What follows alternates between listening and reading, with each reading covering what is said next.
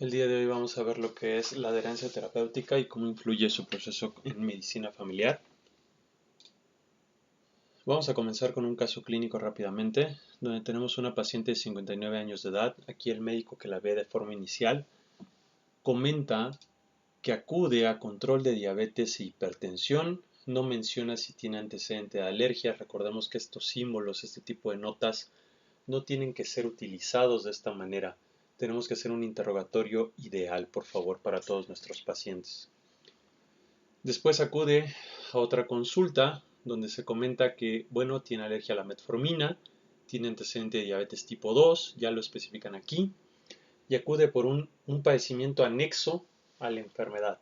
Igual manera que la nota anterior no se está comentando cómo está el control de la enfermedad, tampoco se está diciendo en qué vamos con ella, no se está actualizando el tratamiento aparentemente.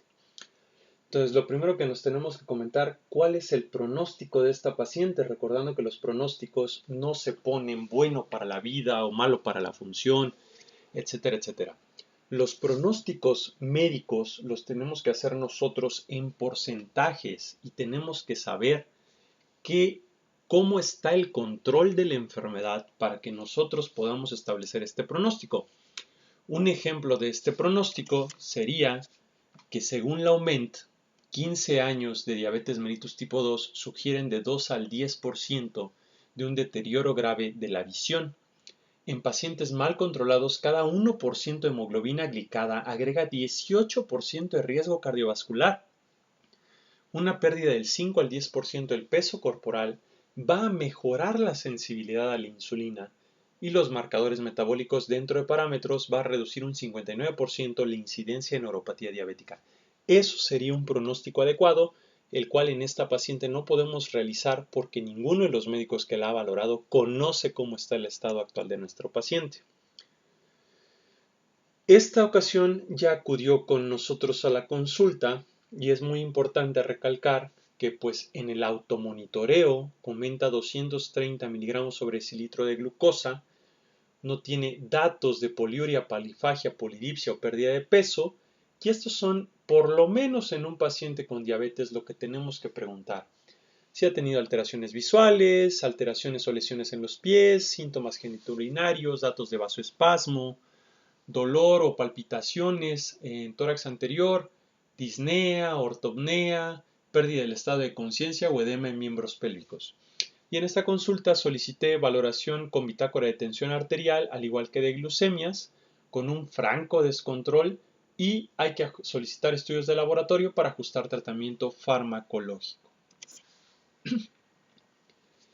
En la consulta subsecuente ya colocamos que existe un historial de incumplimiento al régimen o tratamiento médico, ya que se ha solicitado previamente la bitácora de tensión arterial y glucemias para valorar probable descontrol metabólico, sin embargo no se acudió y se solicitan por segunda ocasión.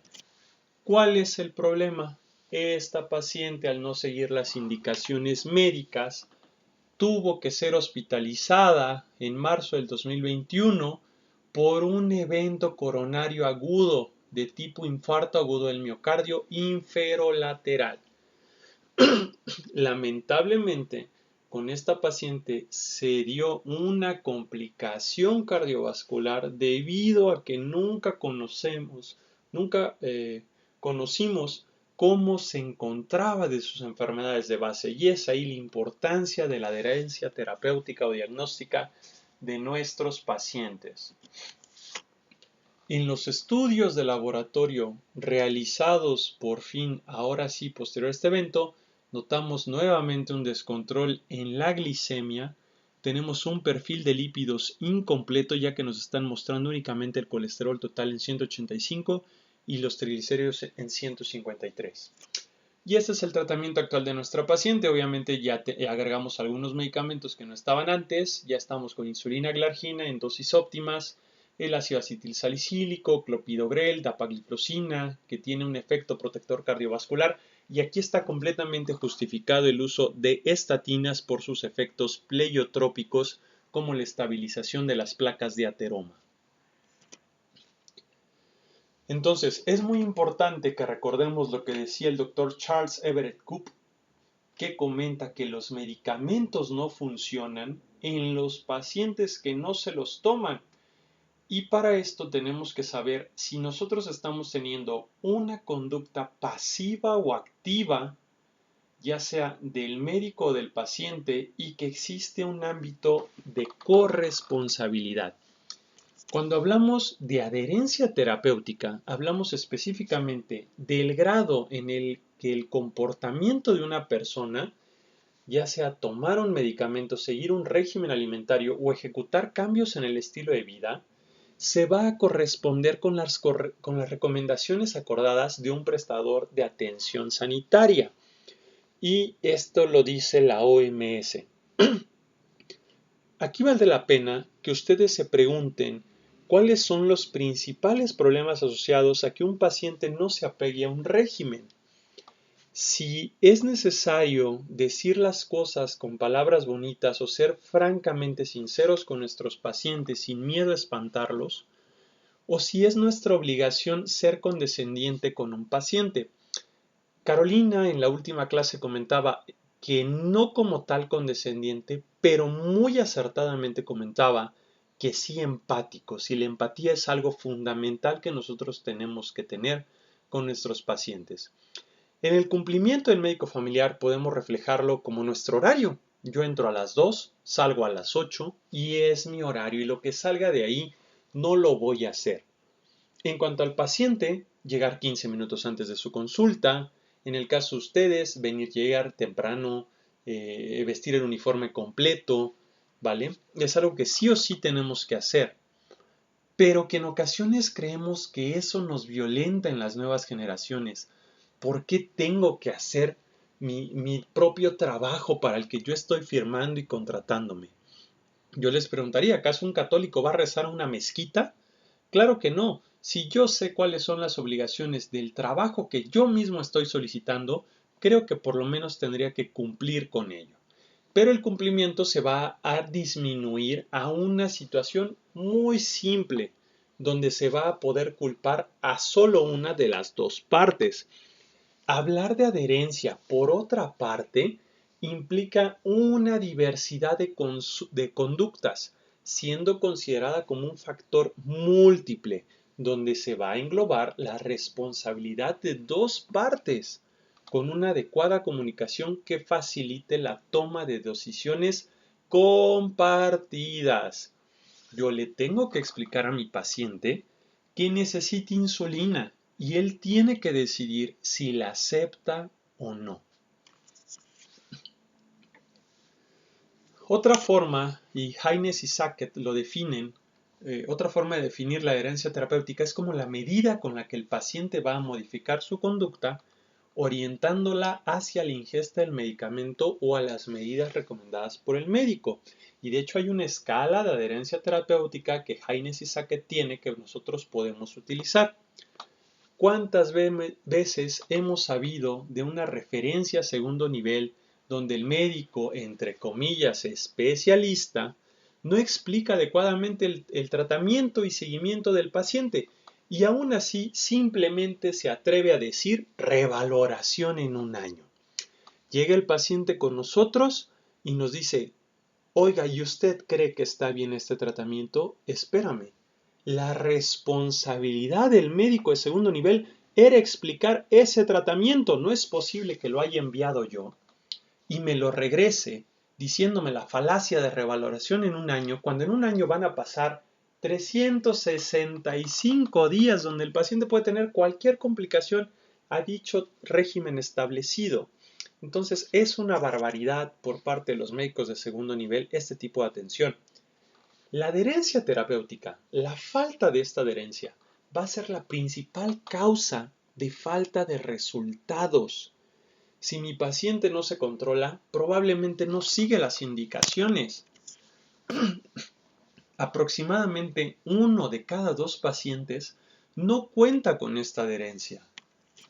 Y va a ser la principal causa de intensificación de tratamientos o estudios de laboratorio o pruebas innecesarias que representan un gasto elevado al sector público solamente porque no se tiene una adecuada adherencia terapéutica. Hay muchos factores que van a influir en esta falta de adherencia y solo el 30% del abandono de la medicación del paciente se va a deber a causas no intencionales, el 70% a causas intencionales. ¿Vale? ¿Cuáles son estas no intencionales? El olvido, la falta de habilidades para seguir el tratamiento en un paciente adulto mayor, ¿vale? Pero el 70% se debe a una decisión del paciente. Llega el paciente después de un año, nosotros no sabemos cómo está, ¿por qué dejó de venir? No tenía tiempo, doctor, ¿vale? Entonces, ¿cuáles son estas conductas? Las conductas contraindicadas, le decimos, no tome usted refresco, por favor, trate de alimentarse de forma sana, la asistencia a citas, el uso correcto de la medicación, el estilo de vida o la actividad física y la propagación y mantenimiento del tratamiento. ¿Cuántas veces no nos pregunta un paciente, oiga doctor, ¿lo voy a tomar para toda la vida? Es muy importante saber establecer durante cuánto tiempo vamos a dejar un tratamiento y muchas veces saber cuándo pararlo. Paracetamol 1 cada 24 horas durante toda la vida, vamos a causar sí o sí un daño hepático. Estos se van a dividir en factores determinantes. Imaginemos una situación cualquiera de un paciente. ¿Cuáles podrían ser estos factores que sí o sí pueden influir en la adherencia terapéutica? Bueno, la OMS los tiene bien identificados. Factores económicos como la pobreza, el acceso a la atención de salud y medicamentos, analfabetismo, la provisión de redes de apoyo o las creencias culturales. Los factores relacionados con el tratamiento, la complejidad del régimen médico, la duración, los fracasos terapéuticos anteriores, por ejemplo, las dietas, los cambios constantes en el tratamiento, los pacientes que acuden al servicio Unifila, donde cada médico obviamente tiene su criterio y su experiencia. Lejos de basarnos en guías de práctica clínica, no. Decidimos basarnos en nuestra propia experiencia, lo cual es erróneo. Y los efectos adversos que puedan ocasionar. Los relacionados con el paciente, las creencias religiosas, el nivel escolar. Oiga, es que yo leí en Google que el medicamento que usted me está dando me puede ocasionar muchas cosas malas. La confianza en el médico. Si yo no logro establecer una adecuada relación médico-paciente, voy a fracasar. El deseo de control y la salud mental de mi paciente. Y por último, los relacionados con la enfermedad, la gravedad de los síntomas, el grado de discapacidad física, psicológica y social que puede ocasionar y la velocidad de progresión. Yo tengo un paciente descontrolado, le pido estudios de laboratorio y le dan en 2 meses la cita. Esto no va a llevar a nada bueno. Lamentablemente hay otros relacionados con el sistema.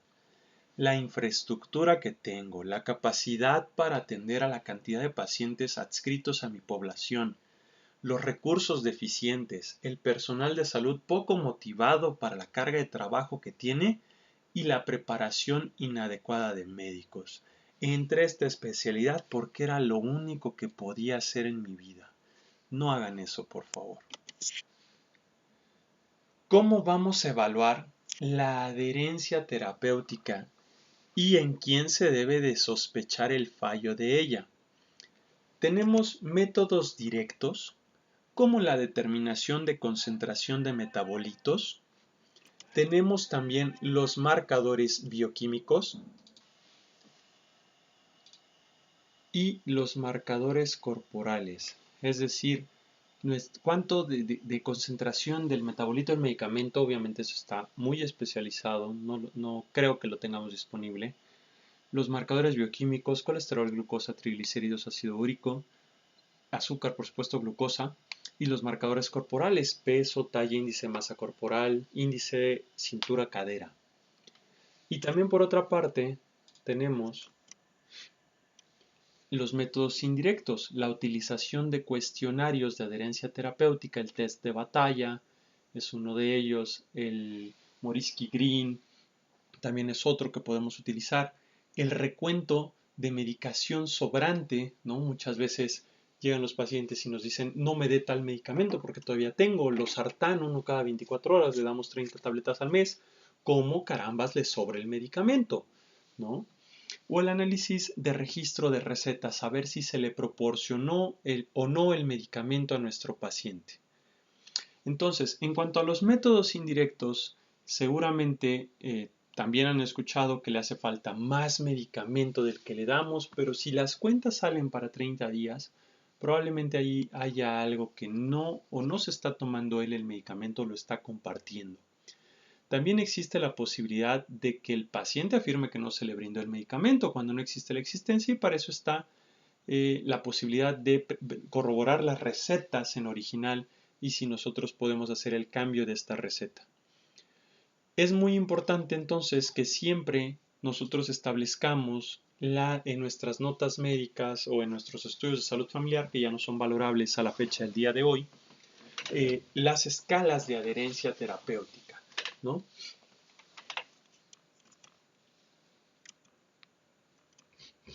Entonces, aquí tenemos el cuestionario ARMSE que nos va a permitir en 12 preguntas conocer si nuestro paciente, en esta versión adaptada al español, tiene una adecuada adherencia terapéutica en pacientes pluripatológicos. Va a constar de 12 preguntas y no hay punto de corte, sino que cuanto más baja es la puntuación, mejor es la adherencia terapéutica. Para cuantificar el grado de adherencia se va a asignar un valor de 1 a 4 a cada una de las posibilidades de respuesta de acuerdo a una escala tipo Likert y nunca, algunas veces, casi siempre o siempre va a ser las posibles respuestas de nuestro paciente. Y este es el test de batalla creado originalmente para hipertensión arterial, donde en 3 simples preguntas nosotros podemos conocer si nuestro paciente tiene una adecuada adherencia terapéutica o el conocimiento de la enfermedad que tiene, ¿no?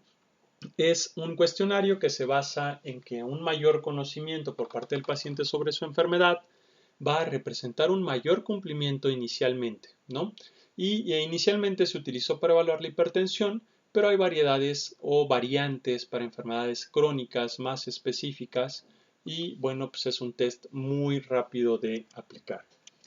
Tenemos también el The Belief About Medicines Questionnaire, donde nos permite conocer cuáles son las creencias sobre los medicamentos o los tratamientos que nosotros usamos día a día en la consulta, ¿no? Y este test se va a componer de 2 secciones, una que evalúa las creencias de la medicación en general, va a constar de 8 ítems, y otra que valora las opiniones del paciente sobre su tratamiento específico y va a ser de 10 ítems.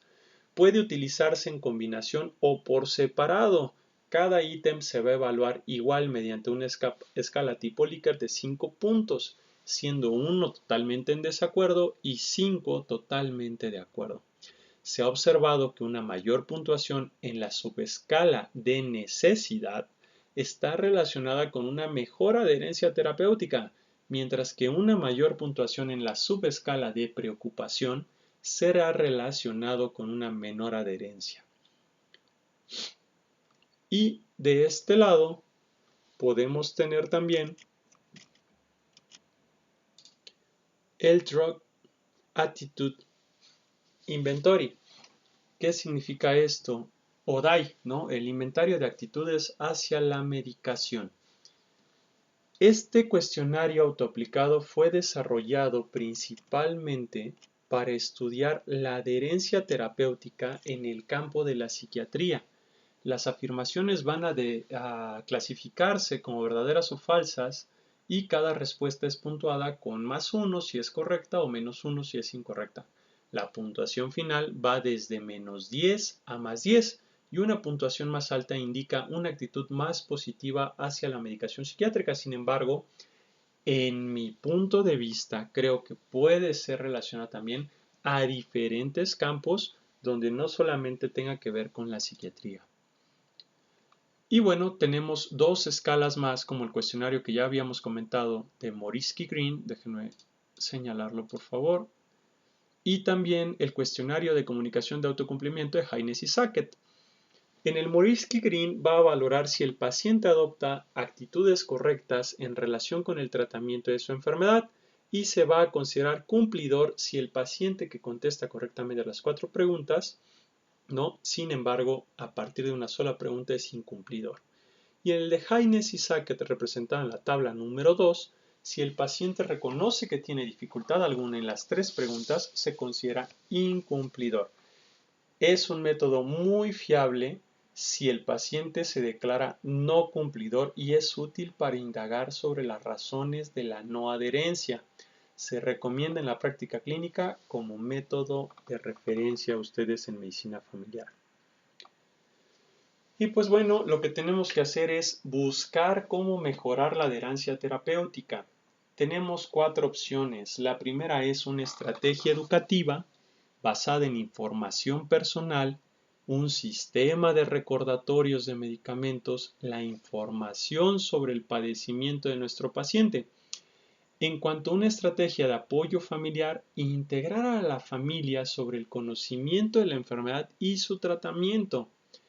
Una estrategia en la técnica o en la práctica, buscar el esquema terapéutico más sencillo posible. Si tenemos fármacos que tengan medicamentos que tengan 2 o 3 fármacos y puede facilitar la vida de nuestro paciente, por favor hagámoslo, siempre y cuando pues esté disponible, ¿no? Y la estrategia para la medicina va a ser el uso adecuado de los fármacos, tratar de evitar dar medicamentos solamente porque sí. El apego a lineamientos y guías internacionales, estar todos en el mismo canal, y algo por lo que he luchado toda la vida es porque así como hay un interrogatorio psiquiátrico, así como hay un interrogatorio pediátrico, es que haya un estilo de interrogatorio propio del médico familiar, que todos preguntemos lo mismo sí o sí para poder que nuestras notas sean lo más estables posibles para que cuando veamos un paciente que no sea en nuestro consultorio, poder guiarnos bajo la misma línea y tener los mismos antecedentes sí o sí de forma indispensable. Por supuesto, una actualización constante va a ser indispensable para nosotros. Es una falacia eso de que solamente un familiar puede entrar a la consulta, sobre todo en adultos mayores. Por favor, traten de involucrar a toda la familia, tengan la capacidad de abordar, son médicos familiares. Y, por supuesto, hacer hincapié en que no a mayor medicamento quiere decir que nuestro paciente está más sano. Conclusiones. ¿Cómo mejoraremos en 15 minutos la adherencia terapéutica? Bueno, apoyándonos de los diferentes servicios para brindarle información a nuestro paciente. Medicina preventiva, estomatología, trabajo social, planificación familiar y nutrición son los pilares de la atención médica. Basarnos en la Cartilla Nacional de Salud buscando los programas integrados como el tamizaje de cáncer de mama, tamizaje de cáncer cervicuterino, cada cuanto a un paciente asintomático tengo que buscar tamizaje de hipertensión, hipercolesterolemia o hipertrigliceridemia, diabetes mellitus. De esta forma vamos a lograr tratar de que un paciente acuda no solamente cuando ya existe la enfermedad, sino también de forma preventiva. Esto sería todo por el tema de adherencia terapéutica.